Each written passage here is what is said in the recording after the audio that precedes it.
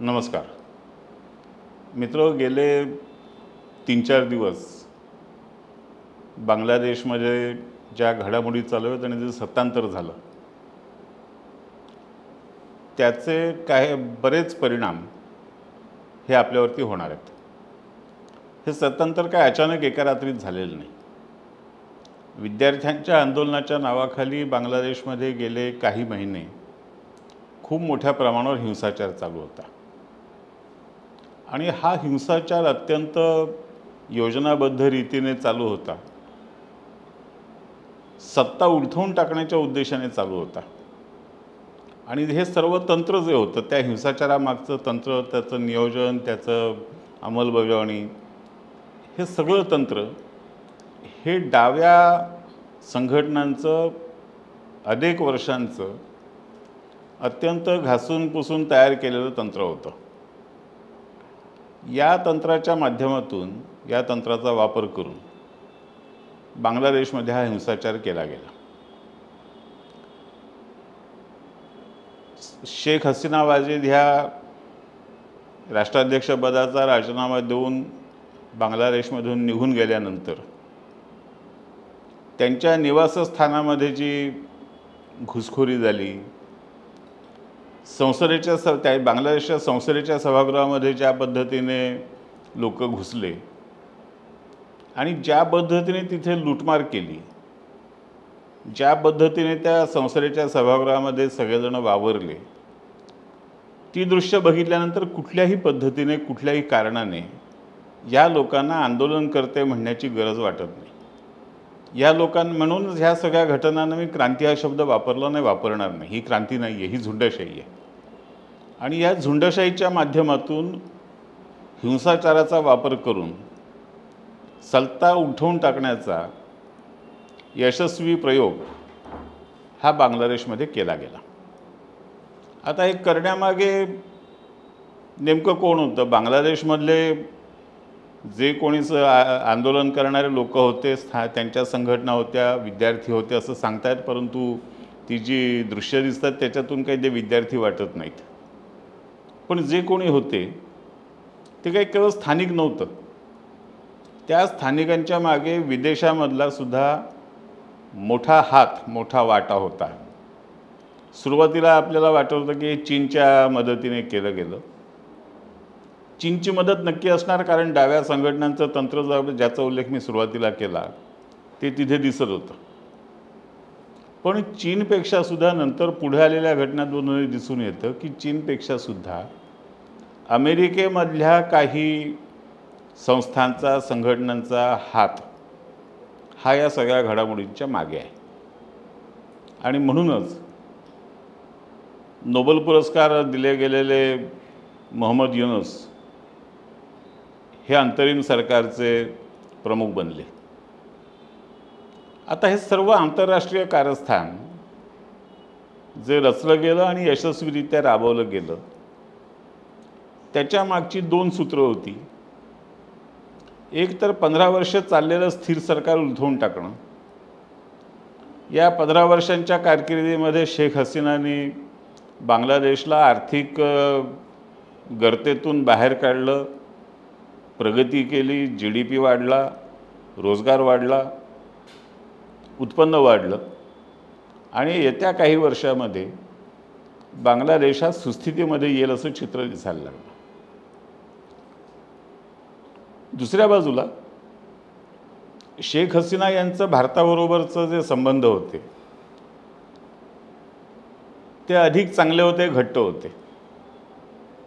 त्यांच्या राजवटीमध्ये बांगलादेशमधल्या हिंदूंना बऱ्यापैकी संरक्षण मिळत होतं।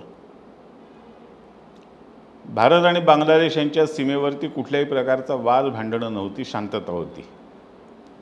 त्यामुळे सर्व अर्थाने स्थिर असलेलं सरकार, सर्व अर्थाने भारताशी चांगले संबंध ठेवून असलेलं सरकार, हिंदूंना संरक्षण देणारं सरकार हे असता कामा नये, ही राजवट स्थिरावता कामा नये, या एकमेव उद्देशाने हे आंतरराष्ट्रीय कारस्थान रचलं गेलं। याच्यामध्ये केवळ शेख हसीनांबरोबरचं शत्रुत्व हा मुद्दा नव्हता, तर शेख हसीना हे एक निमित्त होतं, एक लक्ष होतं. पण त्या शेख हसीनांवरती वार करताना, शेख हसीनांवरती त्यांची सत्ता उलथवून टाकताना हिंदूंवर आणि भारतावर हल्ला करणं हा उद्देश अधिक होता. आणि आत्तासुद्धा ज्यांनी सत्ता हातात घेतली आहे त्या लष्कराचे जे प्रमुख आहेत त्यांचे हितसंबंध कुठे गुंतलेले आहेत हे थोड्या दिवसात स्पष्ट होईल. पण ते भारताबरोबर मैत्रीची भाषा अजून बोलले नाही आहेत.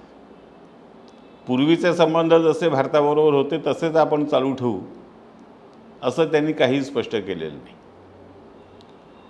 आणि अमेरिकेमधला एक गट, अमेरिकेमधला एक समुदाय जो गेली काही वर्ष म्हणजे माननीय मोदीजी पंतप्रधान झाल्यापासून सातत्याने भारतामध्ये अस्थैर्य निर्माण करण्याचा प्रयत्न करतोय, माननीय मोदीजींना आणि भारतीय जनता पार्टीला उलथवून टाकण्याचा प्रयत्न करतोय, तोच गट, तोच समुदाय हा बांगलादेशच्या सगळ्या घडामोडींच्या पाठीशी आहे. त्यामुळे बांगलादेशमधल्या घडामोडी या फक्त बांगलादेशपुरत्या आहेत असा विचार करून चालणार नाही. आपल्याला तशा पद्धतीने त्यांच्याकडे बघून भागणार नाही. आपण हे समजून घेतलं पाहिजे, आपण हे लक्षात ठेवलं पाहिजे की बांगलादेशमध्ये जे घडतं आहे त्याचे काही ना काही परिणाम, त्याचे काही ना काही पडसाद हे भारतात उमटल्याशिवाय राहणार नाहीत. आणि काँग्रेसचे एक तोंडाळ नेते सलमान खुर्शीद यांनी ताबडतोब बोलून दाखवलं की जसं बांगलादेशमध्ये घडलं तसं उद्या भारतात घडलं तर आश्चर्य वाटायला नको. बांगलादेशमध्ये जसं शेख हसीना बाजेच्या निवासस्थानामध्ये जमाव घुसला, झुंड घुसली, त्याच पद्धतीने भारतीय पंतप्रधानांच्या निवासस्थानामध्ये सुद्धा घुसायला वेळ लागणार नाही, ही भाषा सलमान खुर्शीद यांनी वापरली.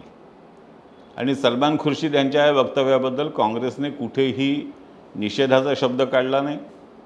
सलमान खुर्शीद असं का बोलले याबद्दल त्यांना जाब विचारला नाही. सलमान खुर्शीदचं बोलणं आम्हाला मान्य नाही असं सुद्धा काँग्रेसने कुठे सांगितलेलं नाही.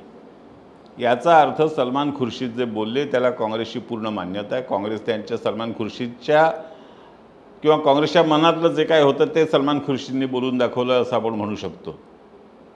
आणि जर काँग्रेसची ही मानसिकता असेल, काँग्रेस या पद्धतीने विचार करत असेल तर भारतासाठी किती मोठी धोक्याची घटना आहे, धोक्याची घंटा आहे हे आपल्या लक्षात येईल. लक्षात वेळ लागणार नाही. त्यामुळे बांगलादेशमधल्या सगळ्या घडामोडींकडे आपल्याला अत्यंत जागरूकपणे लक्ष ठेवलं पाहिजे. बांगलादेशमध्ये जे घडतं आहे त्याच्यावरती आपण विचार केला पाहिजे. बांगलादेशमध्ये हिंदूंना लक्ष्य करून हिंसाचार चालू आहे, हिंदूंची कत्तल करण्याचा प्रयत्न चालू आहे. एक तर हिंदूंना बांगलादेशमधून हाकलून देण्याचा प्रयत्न चालू आहे किंवा हिंदूंची कत्तल करून त्यांना नायसा करण्याचा प्रयत्न चालू आहे. उद्या जाऊन भारतामध्ये याच पद्धतीच्या घटना घडायला लागल्या तर या घडू शकतात असं सलमान खुर्शीदने स्वतःच सांगितलं आहे. त्यामुळे या सगळ्या गोष्टींचा एकत्र विचार करून आपल्याला पुढच्या काळामध्ये अत्यंत सावध राहून काम करावं लागेल, अत्यंत सावधगिरीने वावरावं लागेल. समाजामध्ये जे काही बारीक सारीक घटना घडत आहेत त्यांच्यावरती लक्ष ठेवावं लागेल. येणारा काळ हा खूप आव्हानात्मक आहे एवढंच बांगलादेशच्या घडामोडीने आपल्याला दाखवलेलं आहे आणि हे आपण लक्षात घेतलं पाहिजे.